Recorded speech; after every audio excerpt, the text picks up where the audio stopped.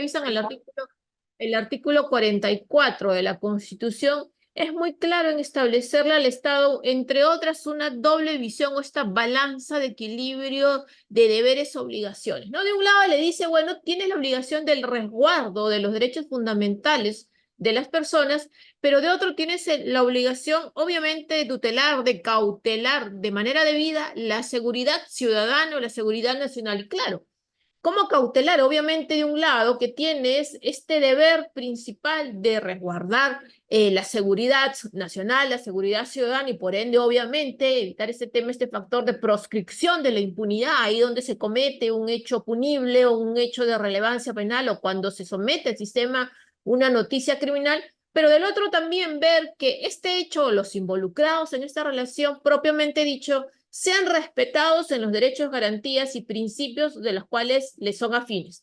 Y dentro de esta balanza, dice el artículo 44, obviamente el Estado tiene que equilibrar sus funciones y este doble propósito que se le ve plasmado. Entonces, vamos a ver cuestiones centrales que tienen relación con la tutela procesal o la audiencia de tutela o la tutela de derechos. Esta institución, lo decía antes, obviamente, normativamente, vale decir, dentro del ordenamiento procesal penal, no tiene un antecedente. A ver, pongamos en orden. Ustedes saben, desde luego, que el Código Procesal Penal del 2004, vigente de manera progresiva de 2006, tenía como antecedente normativo, sin duda alguna, a dos cuerpos normativos. Inmediatamente anterior a los 22 artículos que estaban vigentes del Código Procesal Penal de 1991, y anterior a pero de la mano en vigencia conjunta, teníamos el Código de Procedimientos Penales de 1939, vigente desde enero de 1940. Pues bien, estos obviamente no contenían un mecanismo de carácter procesal que de manera interna, es decir, propio dentro del esquema del desarrollo en sí o intrínsecamente del proceso penal, no había un mecanismo de resguardo ahí donde los derechos fundamentales pudieran ser cuestionados por haberse presuntamente vulnerados. Me explico. ¿Cuál era la salida que por demás teníamos si es que queríamos cuestionar cualquier irregularidad? Aunque cuando hablamos obviamente de la afectación de derechos fundamentales no estamos hablando propiamente de una irregularidad, ¿no? Para ser concretos en términos procesales, estamos hablando de una seria afectación o de una afectación en sí a lo que el código hoy en día llama el contenido esencial de los derechos fundamentales. Pues bueno, antes no teníamos un mecanismo propio como hoy en día tenemos la tutela de derechos y digamos, íbamos por el cauce de la nulidad, las nulidades procesales o a través de las impugnaciones que pudiéramos tener. Sin embargo, no teníamos propiamente una petición concreta donde le digamos, hey, señor juez, resulta que en este caso, durante la investigación, sea esta preliminar o sea preparatoria, el director de la investigación, que es el Ministerio Público, o en todo caso, digamos, la institución que coadyuva en esta labor, como es la policía, han afectado seriamente un derecho fundamental que me asiste. ¿Cuál era la vía que teníamos? Obviamente la hacíamos en paralelo y nos tendríamos que ir a la vía constitucional en la cual, desde luego, teníamos en consideración una petición de carácter constitucional, ahí donde teníamos que reclamar esta vulneración al derecho fundamental. Esto, obviamente, ha sido dejado de lado. Tenemos dos acuerdos plenarios que rezan y resguardan en concreto el tema de las audiencias de tutela, una audiencia o una petición propiamente que tiene vigencia allí cuando hay esta afectación de derechos y que se desarrolla en aquellos casos, salvo urgencia inmediata, que tenga que resolverse dentro de una audiencia. Por eso es que la denominamos audiencia de tutela. Propiamente es una petición de tutela de derechos.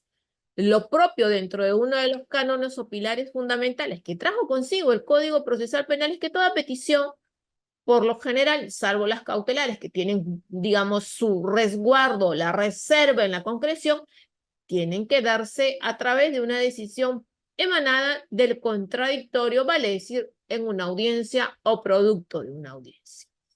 La tutela de derechos es una de ellas. ¿Por qué? Porque hay el reclamo de una de las partes que considera que se le ha afectado un derecho fundamental. Lo vamos a ver más adelante, pero incluso inicialmente o normativamente, de hecho, fue gestado, pensado para el imputado, pero que jurisprudencialmente, digamos, esta línea de resguardo de los derechos fundamentales en general va de la mano a cobrar vigencia aquello a lo que el título 1 del preliminar del Código Procesal Penal establece, vale decir, esta igualdad de posiciones, entre las cuales, desde luego, de un lado está el Ministerio Público, del otro el imputado, con su defensa, pero también estamos hablando de un actor civil, vale decir, de una víctima. Entonces la pregunta será, ¿la víctima o el agraviado tiene posibilidad de acudir a tutela? Lo vamos a ver más adelante. Desde mi punto de vista, y lo voy adelantando, sí. ¿En qué nos concretamos cuando hablamos de una definición? Esta definición concreta de la audiencia o de la petición de tutela de derechos. Es decir, cuando estamos hablando de una tutela de derechos, ¿a qué nos estamos refiriendo?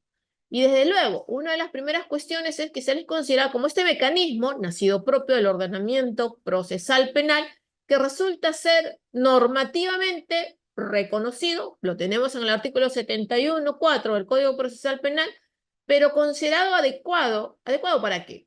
Adecuado para resguardar las garantías del procesado y al mismo tiempo modular las posibles desigualdades entre el persecutor y el perseguido. Vean ustedes lo importante de esta definición que desde luego la fuente, digamos, conceptual de esta definición parte de la mano del Acuerdo Plenario 4/2010. Y los invito a reflexionar sobre esta definición porque, digamos, estamos hablando del año 2010, donde primigeniamente o inicialmente estábamos ingresando al debate de la necesidad, la naturaleza, la función de estas tutelas. Entonces, claro, una primera cuestión que debíamos tener en consideración es que habla de las garantías del procesado.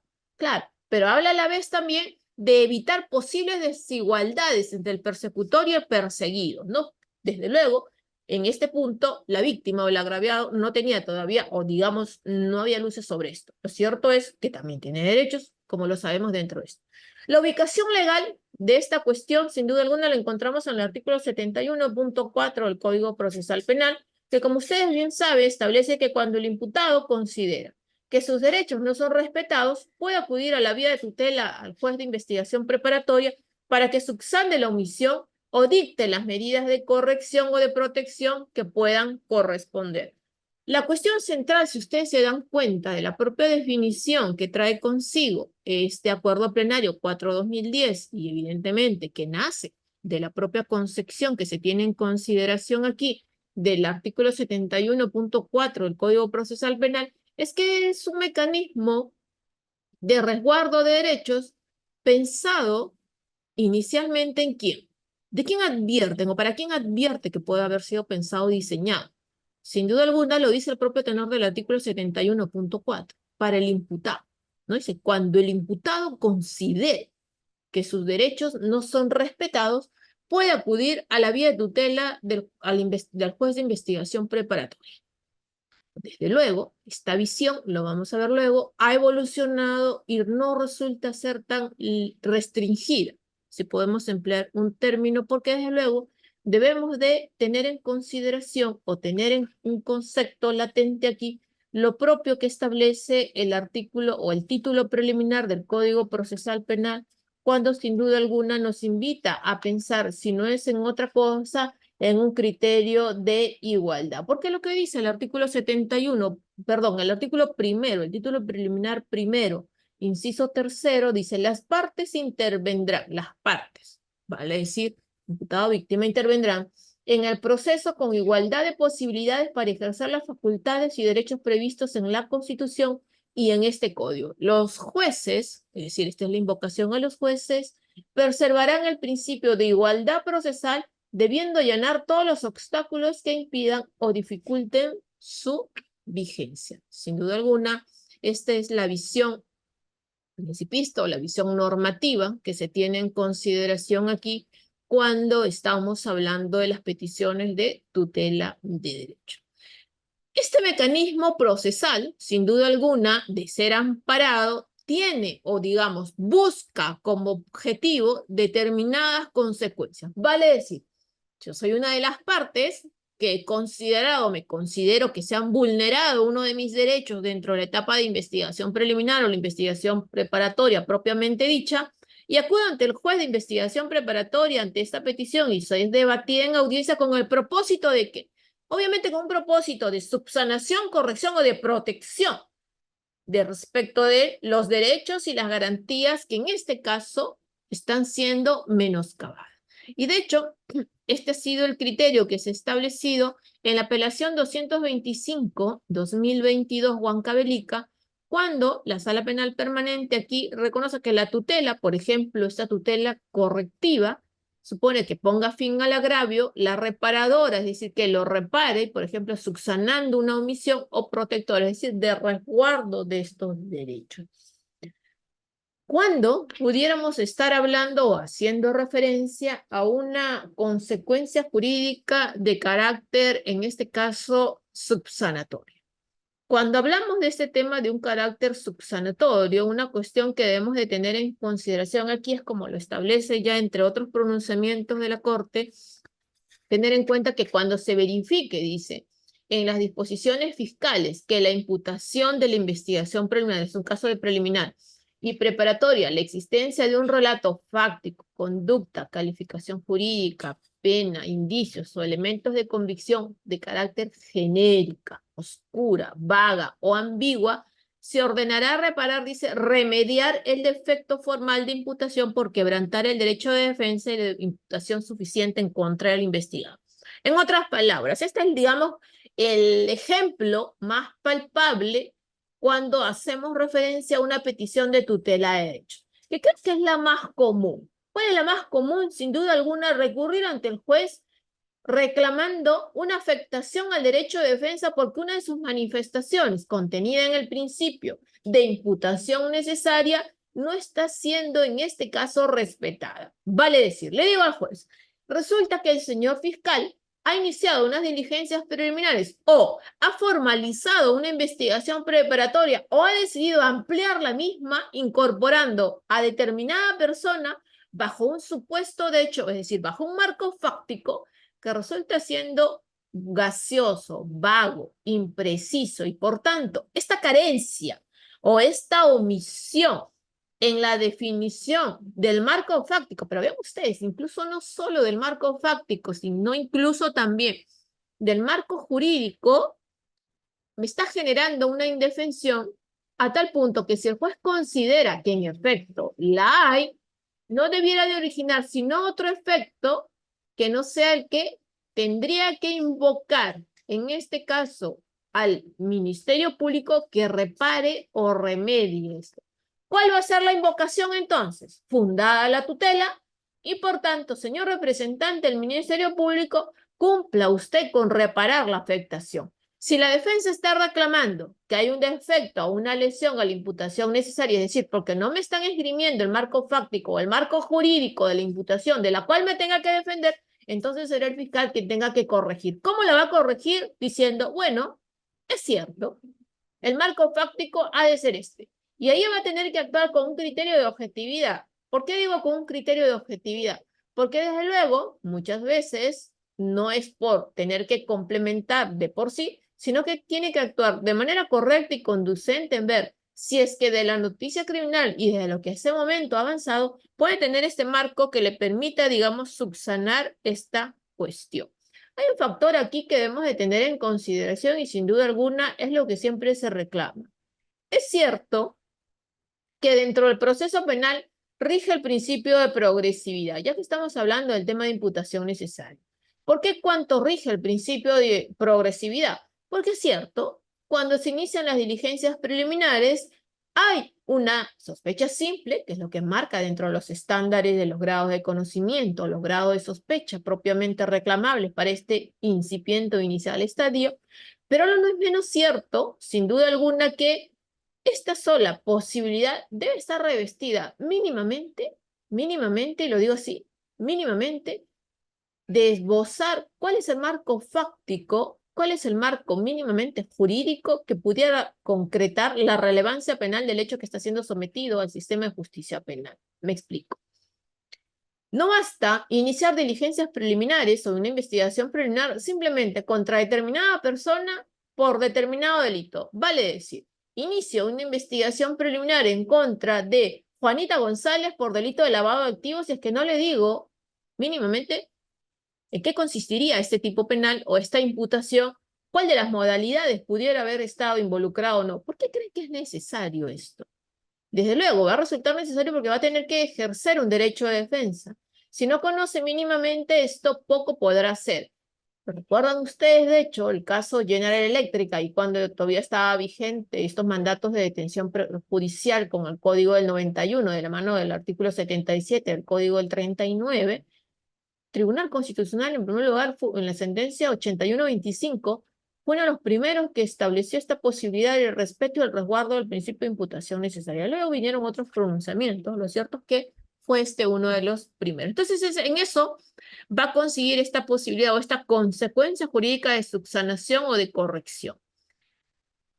En lo que es corrección, obviamente, también dentro de esto ya se ha establecido que una vez determinado que este acto procesal ha vulnerado un derecho fundamental o un derecho de carácter legal, porque también puede ser un derecho de carácter legal, evidentemente, del investigado, se va a ordenar enmendar estos defectos o estos errores sustanciales en la actuación que está llevando a cabo el titular del ejercicio de la acción penal, es decir, el fiscal o también el policía, porque recuerden ustedes que si bien la conducción de la investigación por mandato constitucional contenido en el artículo 159 de la Constitución le corresponde al Ministerio Público, lo cierto es que esta tarea la puede realizar de la mano del policía. Puede delegar que la policía investigue, puede establecer que la policía coadyuve en determinados actos de investigación, o puede ser que no, dependiendo de los tipos penales, más allá de la discusión de quién dirige, que si técnicamente, que jurídicamente. Lo cierto es que, desde mi punto de vista, deben de integrarse de manera debida. Pues bueno, si hay una indebida notificación, una declaración de reo contumaz sin notificación, la realización de una inspección ocular sin notificación al imputado, entre otras, entonces esto debiera de merecer una corrección de este acto. La tercera de las consecuencias, y a manera de ejemplo, también lo que debemos de tener en cuenta aquí es la protección. ¿La protección de qué? Evidentemente la protección al resguardo de los derechos fundamentales. Es decir, comprobada la existencia de actos de investigación, elementos de convicción, documentales, indagatorios o determinado material, y las diligencias fiscales, o en este caso, y policiales de carácter arbitrario, de carácter ilegal, irregular, o con determinada manifestación de errores que se hubieran advertido, lo que se tiene que ordenar aquí es la exclusión de lo mismo por atentar contra derechos fundamentales de investigado. Hoy en día, y este es algo muy concreto, ¿no? Que habría que tenerlo en cuenta aquí. Y yo no sé cómo están en ICA, pero yo me permito comentarlo acá porque lamentablemente lo vengo advirtiendo en varias sedes en las cuales sin duda alguna se está presentando eso y lo que está originando es la exclusión de muchos elementos de convicción y cuando no, también la declaratoria de revocatorias de prisión preventiva. Me explico de manera muy concreta para no extenderme sobre este punto, pero tiene mucho que ver con esta consecuencia jurídica de protección de las tutelas de derecho. De lo que se viene advirtiendo, y hay varios pronunciamientos, luego por interno les podemos compartir por si tienen interés en estos. De lo que se viene advirtiendo es que hay muchas investigaciones preliminares que se están iniciando en contra, justo hoy día lo conversaba con un magistrado a propósito de un caso, comentando de una audiencia de tutela que había tenido hace poco, justo sobre ese tema. Investigaciones preliminares que se inician en contra de los que resultan responsables. Claro, iniciar diligencias preliminares en contra de los que resulten responsables es válido, pero en aquellos supuestos en los cuales evidentemente yo no tenga conocimiento, ¿quién puede ser el sospechoso de la comisión de un delito? Es decir, estamos en la calle, en la esquina, pasa un auto, atropella a la viejita y se da la fuga y pues nadie sabe, ¿no? ¿Quién pudo haber atropellado a la viejita? Sabemos que es un auto rojo, no sabemos más. Entonces empiezan las diligencias en agravio de la viejita que la han lesionado en contra de los que resultan responsables porque todavía no tenemos la identidad de la persona que se ha dado la fuga y que la habría atropellado. Quizás al día siguiente, a los 2 días, pudiéramos saber si es que vemos con las cámaras de seguridad, identificamos la placa, verificamos a quién corresponde ese auto y luego también vemos si es que esa era la persona, que resulta que hay un testigo que luego va a identificar quién ha sido el conductor y ya luego vamos a ampliar y vamos a ver si, ¿no? fue Pedrito González quien conducía el auto, quien atropelló a la viejita. Y entonces ahí ampliamos y sabemos, pero inicialmente no sabemos. Ahí resultaría, claro, evidentemente palpable la necesidad de iniciar las preliminares en contra de los que resultó responsables porque no sabemos quién fue.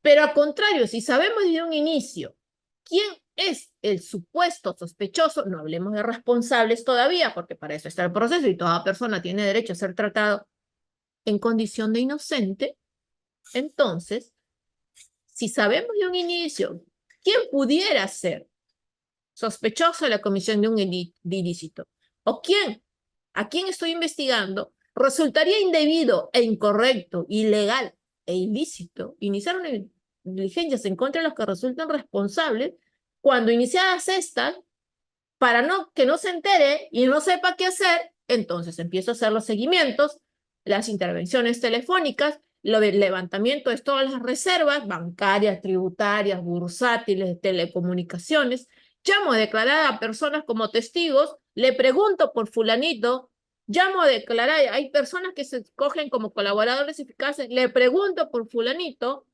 hay testigos protegidos, le pregunto por fulanito, vale decir, yo sé que fulanito en el fondo está siendo investigado, pero no lo he comprendido todavía, entonces fulanito no sabe que lo están investigando. Y resulta que un día le amplían las diligencias preliminares después de 36 meses, incluso en secreto. Ustedes saben cuánto dura el secreto de una investigación. Secreto, no reserva. Secreto, no reserva. Recalco esto porque en una audiencia una juez advirtió que se había equivocado y había considerado que una audiencia, que una investigación, si bien es reservada, puede ser secreta solo por 20 días y si es que necesita ampliarse más, petición judicial de 20 días.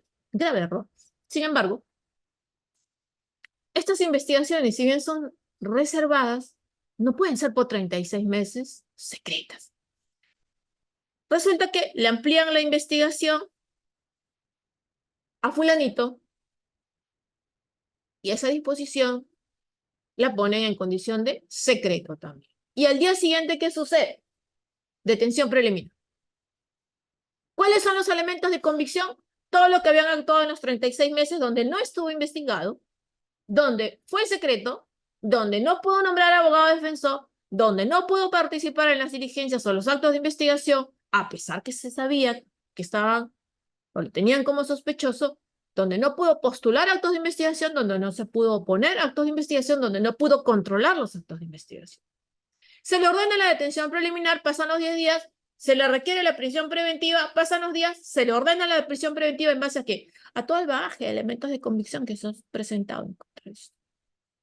Desarrollados y actuados a espaldas, sin posibilidad de defensa. Pues bueno, una de las grandes cuestiones que está viniendo acá, yo recuerdo haber leído ya 2 o 3 pronunciamientos de las salas en las cuales han ordenado la exclusión de todo este bagaje de elementos de convicción precisamente por haberse desarrollado dentro de este esquema, dentro de esta posibilidad que no es correcta ni no es debida. Pues bueno, dentro de todo eso también cabe esta posibilidad de poder peticionar una protección ahí donde estos han resultado no solo arbitrarios, ilegales o irregulares, sino también pudieran considerarse dentro de un matiz de carácter ilícito.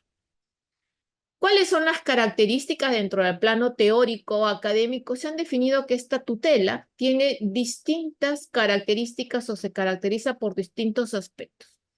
Uno primero es que tiene un carácter residual, es decir, va a operar solamente en tanto, si bien afectan derechos fundamentales, va a resultar allí, en esa concepción, de manera subsidiaria sobre aquellos derechos que no tengan, o digamos, me explico, que el resguardo de estos derechos no tengan una vía de protección determinada por el ordenamiento jurídico. Ustedes lo saben, si hay una audiencia de inadmisibilidad de actos de investigación, no puedes reclamar lo mismo en la tutela. Si hay una audiencia propia del reclamo del control de plazos, no la puedes reclamar entonces en una audiencia de tutela. Si hay una petición concreta donde puedas discutir la tipicidad del hecho en materia de imputación, donde es una excepción de improcedencia de acción una vez formalizada, entonces no cabe ir una vez formalizada con esta petición en tutela. Si hay una petición en concreta que tiene una vía propia resguardada de manera normativa por el Código Procesal Penal, entonces tiene que acudirse a esa vía.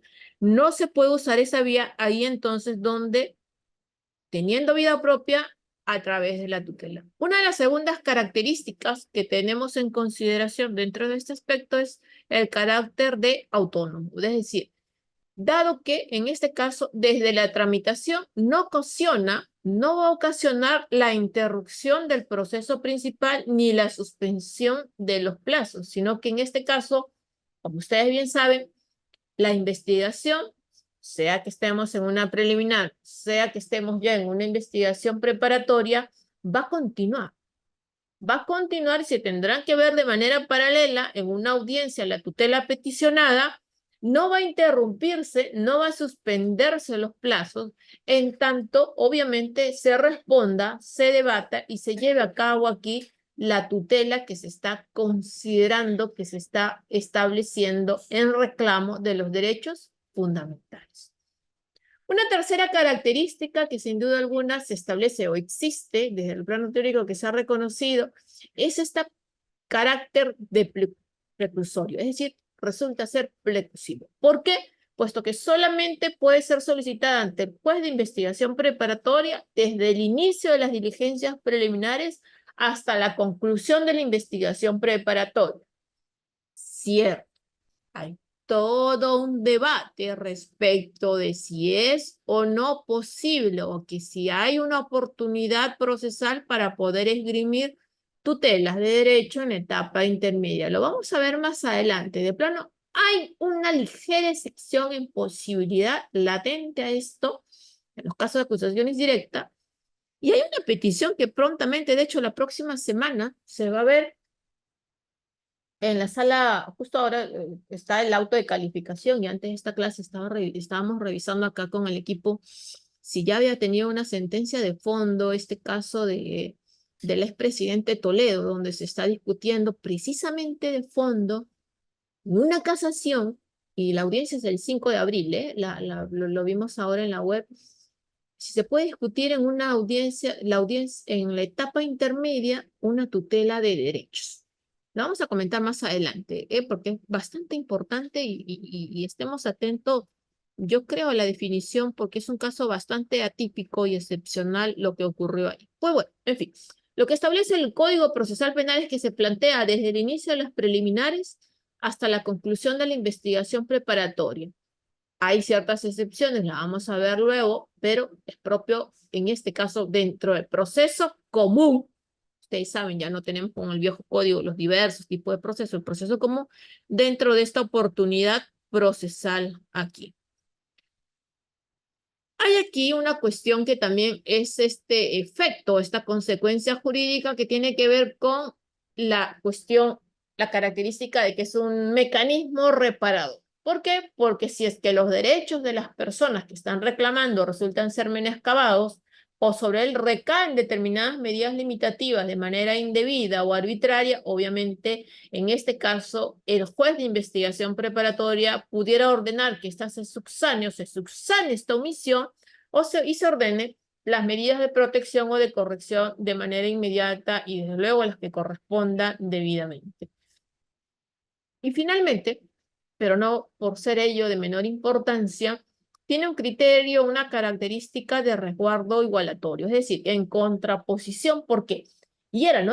¿Recuerdan ustedes esta definición que estuvimos viendo al inicio del Acuerdo Plenario 4/2010, donde había que la cuestión o la esencia de haberse incorporado este mecanismo de tutela dentro del proceso penal respondía, sino a esta cautela de tener este equilibrio, esta igualdad, decía, a evitar, ¿no? Decía el Acuerdo Plenario 4/2010, hay que evitar esta desigualdad entre el ente persecutor y el perseguido. Claro, ¿por qué? Porque de acuerdo a nuestro sistema procesal penal vigente, y eso es algo que siempre hay que tener en consideración para poder hablar de cada institución, debemos de partir de entender el modelo procesal penal, ¿no? Yo siempre lo discuto sin lugar a dudas, respecto incluso a la facultad que dicen que el fiscal no tiene este criterio de actuación de imparcial o de objetividad, pues lo tiene de acuerdo a nuestro sistema procesal penal. ¿Lo tiene por qué? Porque el sistema procesal penal vigente, a diferencia del anterior, el propio del Código de Procedimientos, en este caso, lo que establece aquí o lo que digamos reconoce o se le reconoce es, antes ustedes saben, y aquí hacemos un paréntesis porque es importante, es muy importante entender el modelo para poder saber de qué estamos hablando, por qué o qué persigue la tutela. El modelo procesal penal anterior, que era mixto, propio del inquisitivo, que luego fue reformado, en fin, mixto, al final terminó así. Quien dirigía la investigación era el juez instructor. El Ministerio Público con la defensa eran partes dentro de todo esto. De hecho, tan era parte que tenía la competencia de acusar, pero la investigación estaba dirigida por el juez. Pues bueno, el nuevo modelo procesal penal es distinto.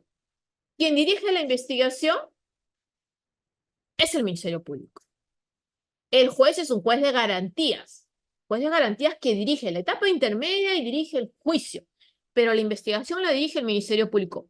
Por tanto, vean ustedes, este cambio de modelos, desde luego, el Ministerio Público, aquel que finalmente pudiera requerir o no, si actúa con criterio de objetividad, una pretensión sancionatoria, tiene que tener un control. No es decir, no puede actuar libremente sin más, sino tiene que haber un control. ¿Quién hace ese control? El juez. ¿A través de qué mecanismo? De la tutela.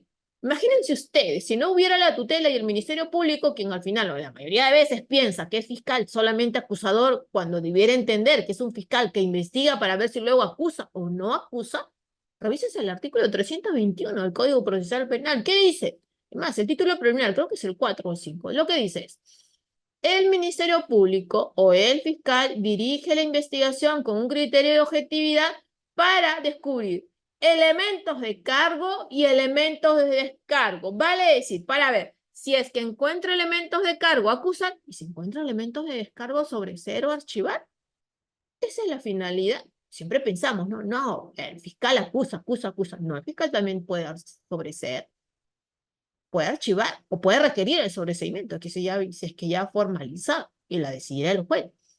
Pero esta concepción propia invita al legislador del Código Procesal Penal entonces a establecer, no, si le estamos dando toda la dirección, todo este poder al Ministerio Público para ser el protagónico dentro de la investigación, tenemos que tener a alguien que lo controla. ¿Quién lo controla? El juez, un juez de garantía. ¿Bajo qué mecanismo lo controla? La tutela. Ahí ingresa el artículo 71.4. ¿Por qué? Porque tiene que haber este equilibrio entre las partes. Vale decir, lo que dice el artículo preliminar 1, inciso tercero, la igualdad. Al juez tiene que hacer todo lo posible para que el resguardo de la igualdad entre ambas partes. ¿Por qué? Porque como lo dice el profesor Castillo Gutiérrez, en contraposición al monopolio que tiene la Fiscalía en cuanto a la titularidad del ejercicio de la acción penal y la dirección de la etapa de investigación preparatoria, va a equilibrar la tutela precisamente buscando impedir, ¿qué cosa? El abuso, las arbitrariedades de la investigación. ¿Ustedes recuerdan este caso famosísimo del Tribunal Constitucional en la cual por primera vez hizo referencia precisamente a este factor de proscripción de la arbitrariedad, ¿no? Cantuaria Salaverry, ¿no? La sentencia del Tribunal Constitucional en caso Cantuaria Salaverry, creo que fue la 61-27-2005, no me acuerdo bien, pero es el caso Cantuaria Salaverry donde estableció el Tribunal Constitucional este criterio de proscripción de la arbitrariedad en los actos desarrollados por el Ministerio Público, precisamente para poder impedir actuaciones de carácter arbitrarias, abusivas o ilegales en la conducción de la investigación. Desde luego, la tutela tiene también esta característica fundamental. Sigamos. Hay una cuestión aquí que debemos de tener en consideración para poder ir avanzando en esta charla sobre la legitimidad. Discusión como en mucho, insisto, debemos de a partir de tener en consideración que la noción propia del artículo 71.4 del Código, lo dije a un inicio, tiene esta base normativa, pero claro, desde luego, la evolución, como en cualquier otra circunstancia en el ámbito jurídico, va evolucionando, va cambiando, va reformándose en constante debate. ¿Qué es lo que se establece? Según la doctrina, por ejemplo, lo que hay dos, siempre en derecho es lo importante, ¿no? Siempre hay dos posiciones en derecho, ¿no? Quienes opinan de un lado, quienes opinan de otro, y luego no vale solamente para decir yo voy de ese lado, puedo tener una propia consideración, de hecho, es lo importante en nuestra rama, pero hay que quienes consideran que en este caso, por ejemplo, Sánchez Córdoba dice exclusivamente el imputado, vale decir, el único que puede reclamar a vulneración, la afectación, vulneración de derechos vía tutela, es el imputado. Es decir, ¿por qué consideran que? Porque dicen que el artículo 71 del Código, lo cual es cierto, si es que nos apegamos a una lectura propia del artículo 71 del Código, evidentemente habla de imputado. El artículo 71 dice, ¿cuándo el imputado? ¿Quién es el imputado? Aquel que es considerado sospechoso, aquel contra quien se ha iniciado la investigación preliminar, a quien es considerado el perseguido por el sistema de justicia penal. Y él dice, tiene esta posibilidad de acudir vía mecanismo de tutela ante el juez. A contrario, Alba y Salazar consideran que la víctima también puede solicitar la tutela al estar conforme al nuevo ordenamiento en igualdad de condiciones y derechos que el imputado. ¿Y por qué? Porque esta víctima tiene esta posibilidad de recurrir en tutela de derechos con una condición plenamente válida y con fundamento a partir de una interpretación sistemática y armónica de los principios constitucionales. Reparemos muy puntualmente en esta cuestión. O antes hagamos referencia al ámbito jurisprudencial, porque también ahí hay estas dos vertientes, ¿no? De un lado, quienes establecen que solamente puede ser peticionado, en este caso, por los imputados, y del otro, quienes consideran que en este caso que el agraviado sí tiene legitimidad para poder activar este mecanismo de tutela como se estableció en el Pleno Jurisdiccional Distrital Procesal Penal de Huánuco del año 2013. Vayamos nuevamente a esto que les dije a un inicio, para que puedan ir sacando sus propias conclusiones. De hecho, yo ya les dije al inicio cuál era mi opinión.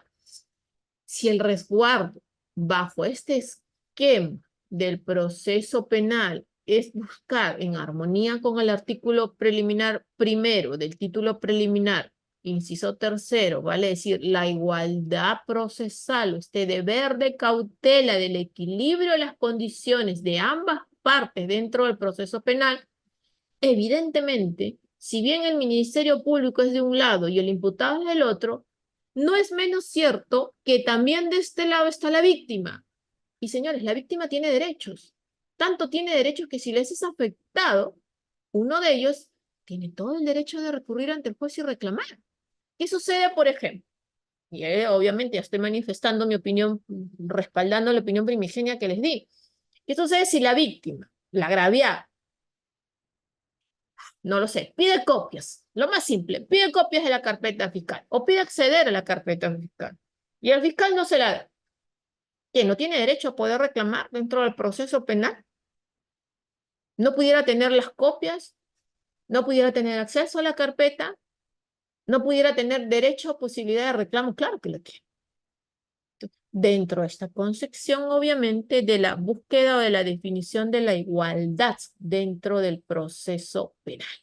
Y dentro de este esquema, evidentemente, sí tiene esta legitimidad desde mi punto de vista para poder activar este mecanismo procesal de tutela, precisamente por este factor esencial que es principista en la concepción de la tutela de derechos, que busca la igualdad de condiciones dentro del proceso penal. Sigamos. La oportunidad. Y este es otro gran debate, ¿ah? Este es otro gran debate. ¿En qué momento se puede presentar una audiencia de tutela? No nos vamos a detener aquí, sinceramente, en la investigación preparatoria. Yo creo que ya todos sabemos que si algo podemos presentar acá, evidentemente es una audiencia de tutela. Desde que se inician las diligencias preliminares, es decir, ustedes bien saben que la etapa de investigación tiene a su vez dos subetapas. Las diligencias preliminares y la investigación preparatoria propiamente dicha. Pues bien, la tutela se puede presentar desde el día 1 de iniciado las diligencias preliminares y que considera que hay una afectación, en este caso, a uno de los derechos fundamentales. Si te formalizan la investigación preparatoria, ¿precluye tu posibilidad de acudir en tutela? No, se mantiene. El código dice que se puede establecer hasta la conclusión de la investigación.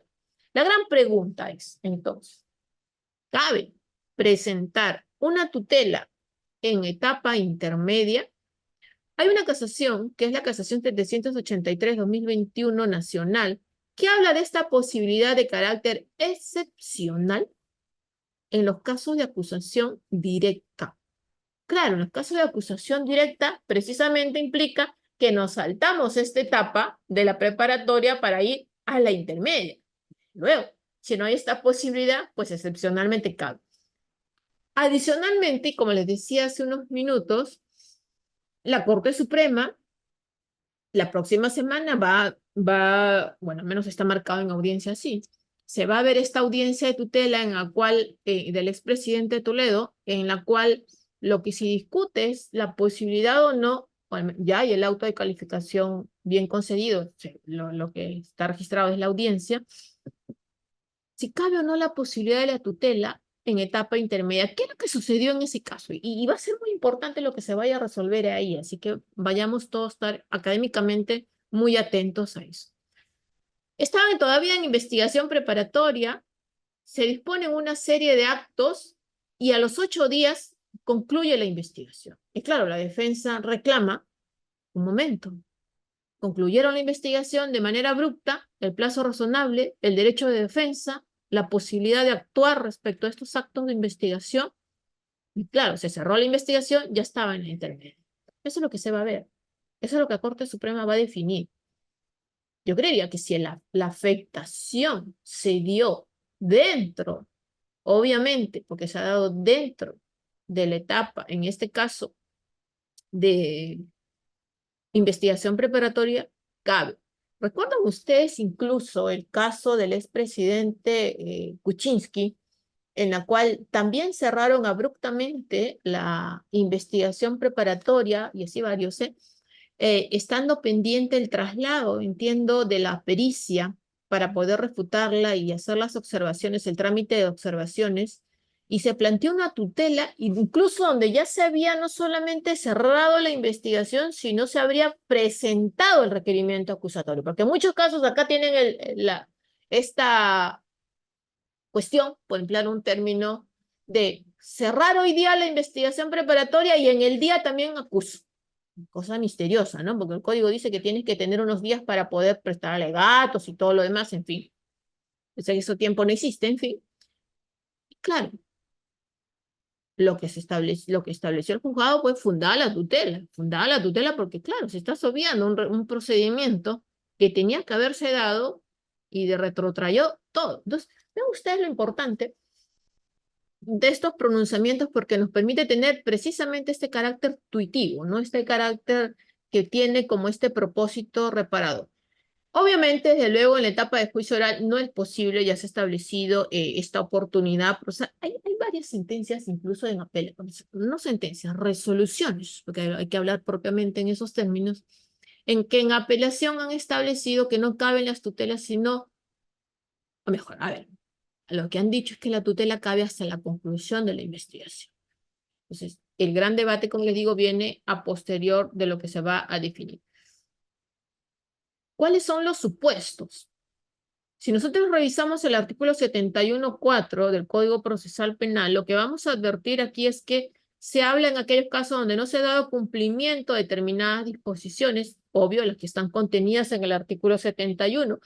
La tutela, si bien está plasmada o reconocida en el artículo 71.4 del Código Procesal Penal, hay que leerlo de manera completa, el dispositivo 71 en general. ¿Por qué? Porque en la primera parte establece determinados derechos y determinadas circunstancias que a posterior, de manera conjunta, vamos a darle lectura y entender de manera sistemática precisamente la viabilidad de las tutelas. Lo que dice el 71 es cuando no se han cuando no se han dado cumplimiento a estas disposiciones, obviamente las contenidas entre los numerales primero, segundo y tercero, o, y ahí viene el gran tema, o que sus derechos no son respetados o que es objeto de medidas limitativas de derechos indebidas o de requerimientos ilegales.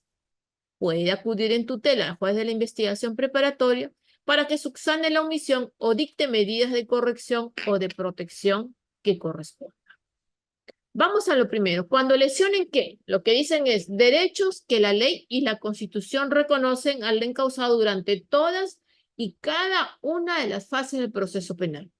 Cuando se vulneren, dentro de este contexto, derechos que deben ser comunicados en forma inmediata y comprensible.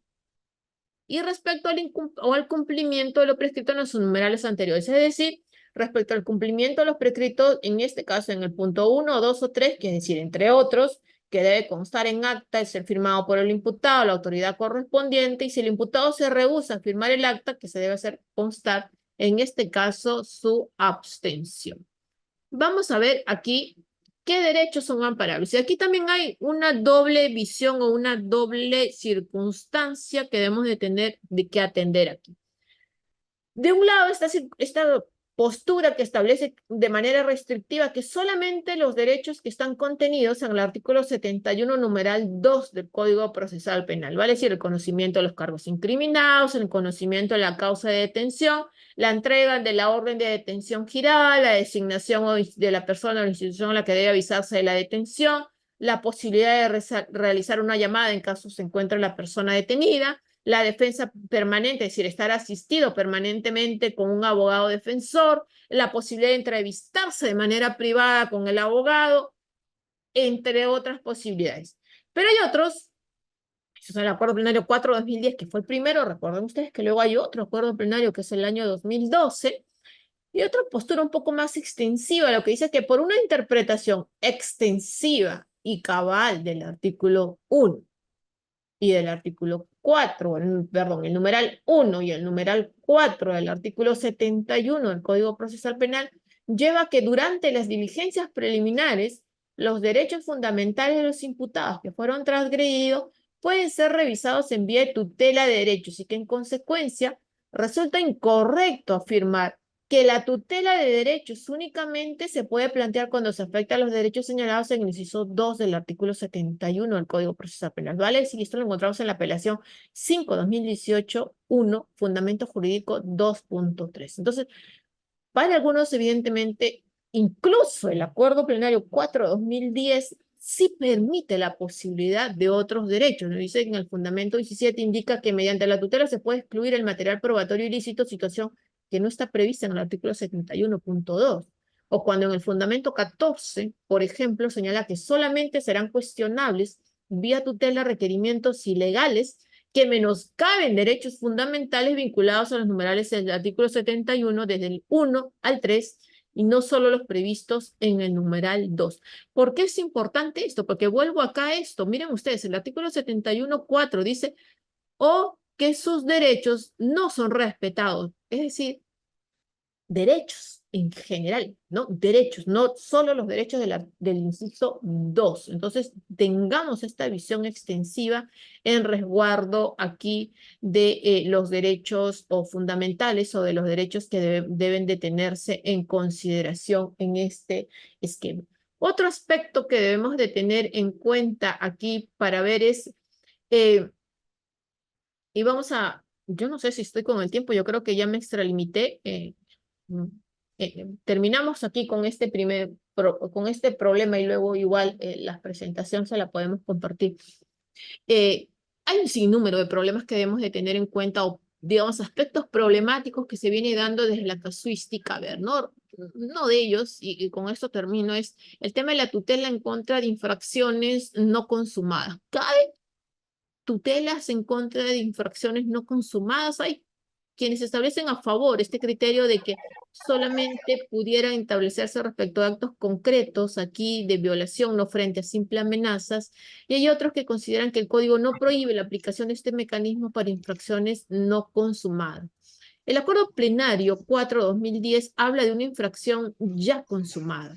Y hay resoluciones jurisdiccionales en las cuales se establece que esta protección de tutela se materializa en la medida que ya se ha vulnerado un derecho. Es decir, que no se puede utilizar como una tutela de derechos ante una eventual eventual afectación de los mismos en tanto no se hubiera materializado esta posibilidad o digamos la lesión o la puesta en lesión de la afectación consumada de un derecho fundamental. Entonces vean ustedes lo importante que es esta institución, este mecanismo de resguardo procesal. Yo creo que es una de las instituciones, empezaba eso diciéndoles al inicio de la clase, va a ser una institución que debemos todos siempre prestarle mucha atención, porque va en constante evolución, va en constante criterio, va modificándose, porque tiene una labor fundamental dentro del esquema del modelo procesal penal, si no es otro que el resguardo de los derechos fundamentales que están